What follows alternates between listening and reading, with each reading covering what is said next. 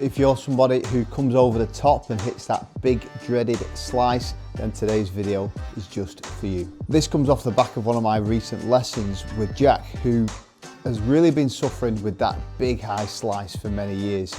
And we did one thing that absolutely transformed everything in his game. So what we were seeing with Jack is we were seeing a club shaft where the club came very much from the outside, a long way over the top, coming across the ball with that open club face, ball going way off to the right. So we saw a path that was coming from the outside, a club face that was open. We know what's going to happen from there. And it got worse with the driver, really couldn't keep it straight, down the fairway. And what we saw in Jack's swing was a lot of it stemmed from the takeaway. So because he was so adamant on trying to come from the inside, what we saw with his swing, that he took it so much from on the inside on the takeaway in an effort to try and shallow it.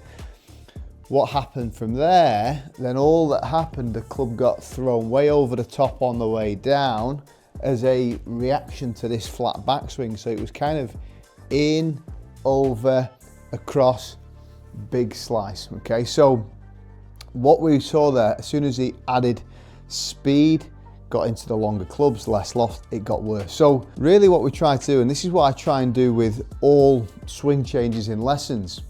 Before we get into that, if you would like a free swing analysis, simply follow me on Skillest. The link is in the description down below. You will get a full analysis of your swing, along with me demonstrating exactly what you need to work on, including some drills to help you reach your goals this year. Back to the video. We try to do the polar opposite, okay? So think about your own game. It doesn't have to be a slice, but think about your current ball flight, slice, hook, whatever it may be.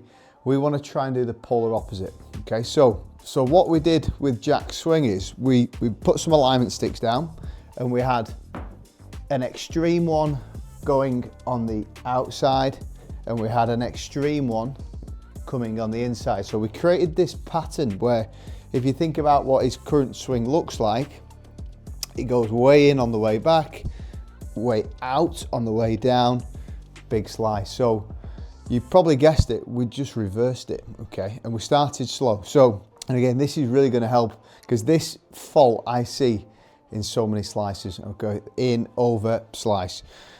What we did was we said, right, well, we're gonna start without a ball, and what we're gonna do is we're gonna take that club out on the outside, and then we're gonna bring it down on the inside on the way down. So it felt like almost like a big loop on the way down. So it felt very much like out and then in, like so. And what that was training that shallow movement, okay? So we talk about the shallow movement a lot, where this club shallows out, tries to get down to more of a horizontal plane like so. He was so steep in this position that this move allowed him to almost feel that, yeah? And you'll see in the after videos what a difference it made.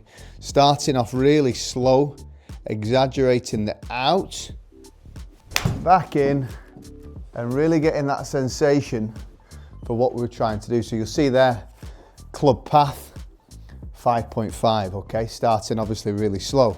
We started to then build up the speed, out, in, and through. And a little bit more speed there, we can start to see a hint of draw there, path 4.5 inside, so that's coming 4 degrees from the inside, club face slightly close to the path, trying to draw in. By starting really slow, by having a simple visual cue that you can put in your practice, it really started to help Jack get a feeling of that shallowing movement. And I would always suggest start slow, but the interesting thing we saw with Jack is that what was a really exaggerated move, exaggerated feeling, you'll see on the after videos, what felt like was that and that was actually just kind of, a swing that was perfectly on plane. So that's a lesson for everyone, guys. You know, start slow, make an exaggerated move, have patience, build up the speed slowly. You'll start to see a big change, fixing your slice and fixing any swing change. As always, if this is your first time watching the channel, guys, please don't hesitate to subscribe. I'll look forward to seeing you again very soon.